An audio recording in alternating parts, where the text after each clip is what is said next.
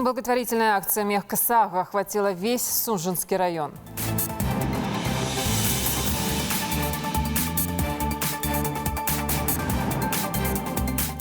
Расскажем, в чем заключается работа всероссийского движения «Волонтеры Конституции».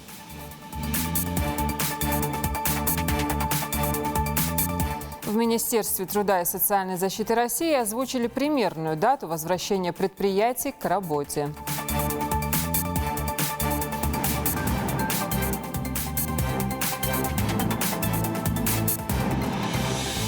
Здравствуйте, это новости 24. Плюс 9263 новых случаев заболевания COVID-19 за сутки в России. Всего коронавирусом в стране болеют 299 941 человек. Выздоровели 76 130, умерло 2837. В Ингушетии за последние сутки выявлено 35 новых случаев заболевания. Официально зарегистрирован 1561 больной. 45 пациентов в тяжелом состоянии, 10 находятся на ИВЛ. Выздоровели 401. Ну а всего скончались 36 человек. Глава Ингушетии принял участие в совещании по вопросам реализации мер поддержки экономики и социальной сферы, прошедшем в режиме видеоконференции под председательством президента Владимира Путина. В начале заседания глава государства напомнил, что на доплаты медперсоналу за работу с коронавирусом на период с апреля по июнь в регионы было перечислено 41 миллиард 800 миллионов рублей из федерального бюджета.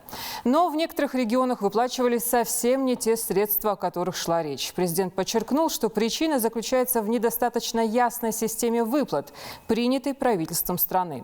Подробности в сюжете. 16 мая правительство России утвердило новые правила выплат компенсации медикам за работу с пациентами, заболевшими COVID-19. Согласно им, доплаты будут рассчитываться исходя из самого факта работы с такими пациентами, без привязки ко времени. Для врачей скорой помощи, работающих в составе бригад, оказывающих помощь пациентам с COVID-19, предусмотрены выплаты по 50 тысяч рублей. Фельдшерам, медсестрам и водителям скорой помощи полагается по 25 тысяч рублей. Владимир Путин также поручил Кабмину контролировать ситуацию с зачислением стимулирующих надбавок медикам, работающим с заразившимися коронавирусом. В этой связи глава Ингушетии Махмут Али Калиматов подчеркнул, что все социальные выплаты в полном объеме должны дойти до каждого, кому это положено, в том числе и выплаты, связанные с поддержкой семей с детьми. Вы должностные лица. Мне разговоры не нужны. Самые честные, самые правильные даже. Бумагу положите. Незамедлительно. Это на контроле у президента Российской Федерации. Это у председателя правительства на контроле. Поверьте, очень тяжело люди. Очень тяжело. Для них очень важно, чтобы те выплаты пришли, там, субсидии эти 5 тысяч, 10 тысяч, 20 тысяч. Это для них это очень многое, понимаете? Поэтому вы должны думать об этом. Думать, потому что вся наша работа направлена на улучшение жизни граждан республики. Об этом не надо забывать. Глава региона призвал жителей республики соблюдать все меры предосторожности и не посещать места массового скопления людей. Главная наша задача – не допустить вспышку, подчеркнул Махмут Али Калиматов. По рынкам уже все, выехали, уже запасаются. Мархаш. Вот сколько еще объяснять? Нам сейчас не допустить вспышку. У нас сейчас меньше стало. Вот нам надо уйти от этого. И первый этап пройти. Как это донести? Как еще говорить людям? Хава Султыгова, Хусейн Гагиев, Юсуп Ханиев, Рахман Цуров. Новости 24.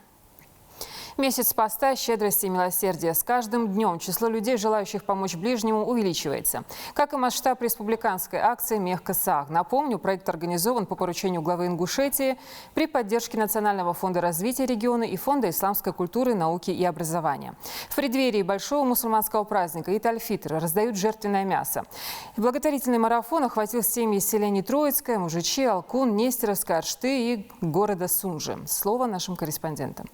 Масштабная акция «Мягко Саг», запущенная главой региона Махмут Али Калиматовым, продолжает набирать обороты. За моей спиной готовят очередную партию мяса более чем 200 остро нуждающихся семей. На этот раз помощь отправляется в предгорные села Галашки, Мужичи и Алкун. Мясо только что разделанного животного аккуратно загружают в машину, чтобы потом развезти по населенным пунктам Сунжинского района. По поручению главы республики был открыт Национальный фонд развития Ингушетии и закуплено десятки голов крупнорогатого скота. На Сунжинский район выделили 13 коров и бычков, мясо которых раздадут малоимущим, сиротам, вдовам, а также людям с ограниченными возможностями здоровья. Сегодня у нас продолжение масштабной благотворительной акции, которая была начата главой республики в начале священного месяца Рамадан. Тогда было охвачено порядка 5500 граждан нашей республики. И в этот раз у нас охват идет порядка 4600 человек. Из них наш Сунжинский район принимает участие тоже 10 сельских поселений.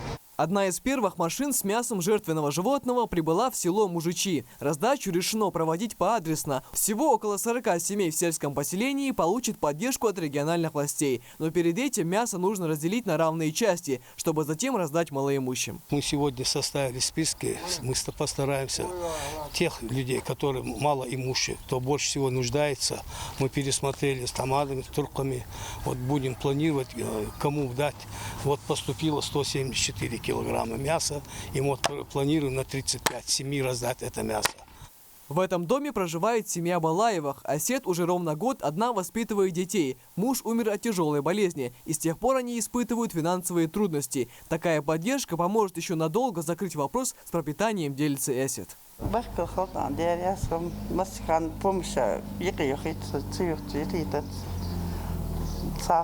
Следующий пункт раздачи – соседнее село Алкун. Здесь помощь получает 15 семей, которые по тем или иным причинам оказались в трудном положении. Старейшины и религиозные деятели позаботились о том, чтобы все, кто нуждается в поддержке в период самоизоляции, не остались без внимания.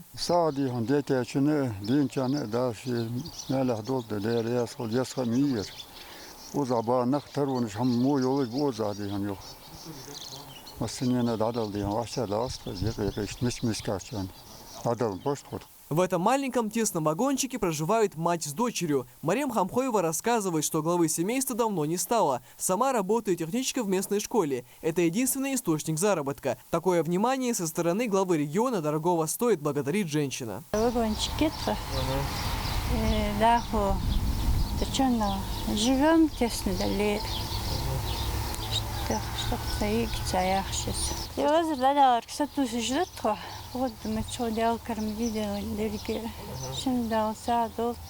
Всего по Сунжинскому району мясо жертвенного животного получили более 1000 семей. Ураза подходит к концу, и мусульмане спешат сделать как можно больше добрых дел в это священное время. Акция продлится еще 3 дня, пока все нуждающиеся не будут обеспечены пропитанием. Михаил Тангиев, Магомед Белакиев, Новости 24.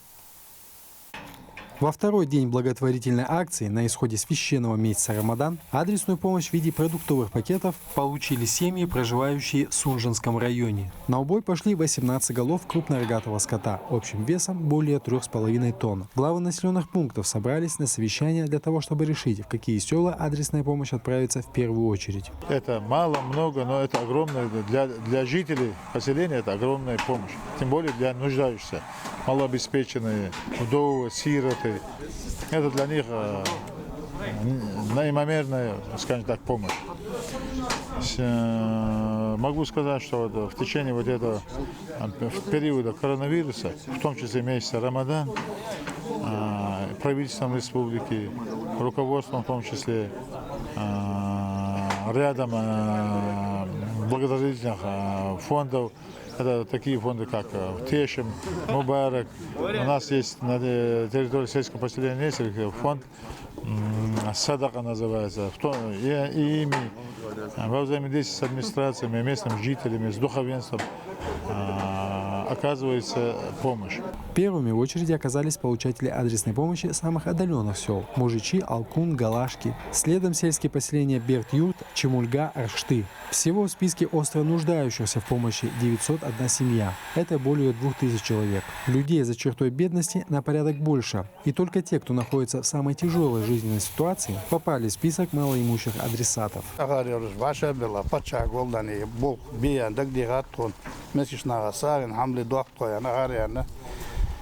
чтобы дар миска бош не списка спортихи волда должна. А только попасагва тавану варк. Я администрация де сада. Я дагде чоде расхол.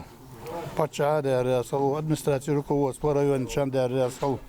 Я вилде чун далса долт. مسافو نادري عيسى مسكشنا على قوارتو الحمد لله سكز دلي دوق دلي ترى ينجوش ناق دوق بوي دوق ده يورت عين قويم هذا الصدير والصدير.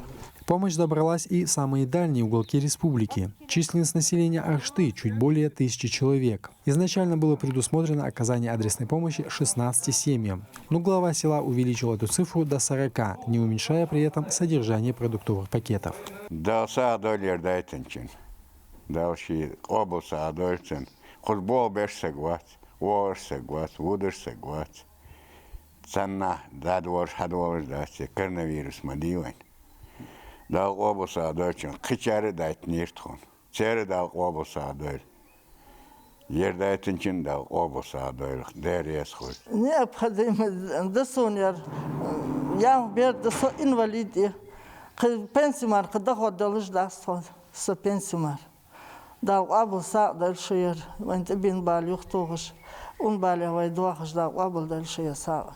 Глядя, как принимает помощь Хава Хамхоева, уроженка пригородного района, пережившая за свои 85 лет немало тягот, возникает ощущение правильности и нужности подобных акций. И к словам женщины, которая не может самостоятельно о себе позаботиться, невозможно оставаться равнодушным.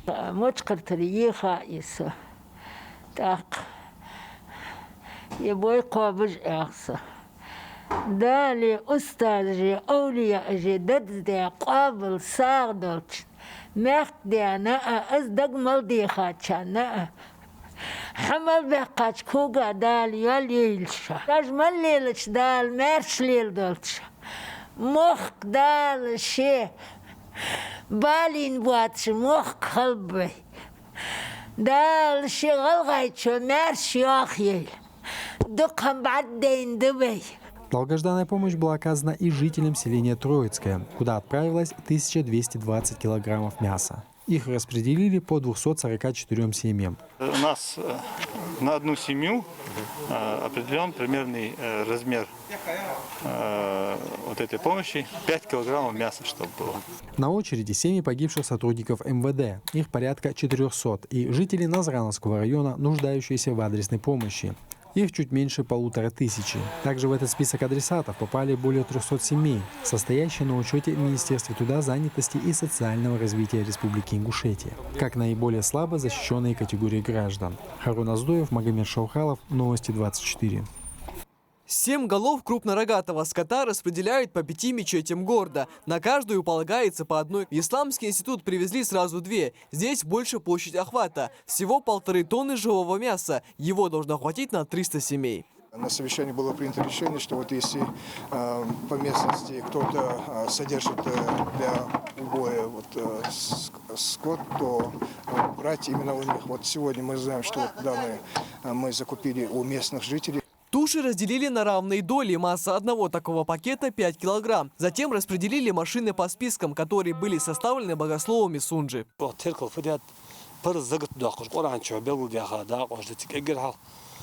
فقير مسكين يعجل كاتيجوري جو قيسك وتأخ مسك سجوا قيسك مش مسألة بيت اتبعت متوقع شيء القوة ما ضغط صوت تن يجدر وور البارده شو الله الكاتيجوري مسك سج تن اتقدر وور البارده ضغط دي تن شيء قوة يجدر تن يجي أتى شو الله الكاتيجوري إيش تجمو دقو شيء تنا ضغط ديات شيء دا إن وليدش بلج نخ بلج إيش بلج بلج نخ دقو تركل بيبهار وتشاسك ترقش خوش بشي نخ إزنخ اسم تركل دي يتعاق ويرت ويمر والخواج بعد آخر ساعد وأخرج برودكت تشتري بوث بوث خيل شيء زقت على تربج مبي أتحس بالنخ ببي دا وجون شيء بقى كورد ده كريديت دقة خلقت شربوها بيت إنش حد هذا الأداة هاش بيت إنش ده أخيرا كريديت دالنت تاخد عنا بال باتر يؤتش من قوة تويش بأجمر جيش أسخيل تير وانت تيجي خواج بعد إنه سنة برودكت ميعتر بوث باب.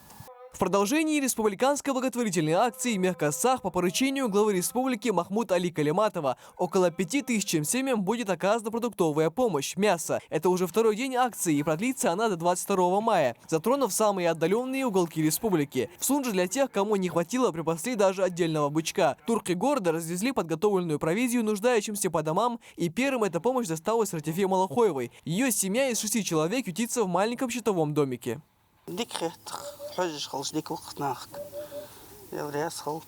Следующим стал дом Чесыговых. Семья из 5 человек, жена, дочь и 3 сыновей остались без кормильца. Один из сыновей болен ДЦП. Мать все время проводит с ним. Помощь передали 15-летнему старшему сыну Нурудину.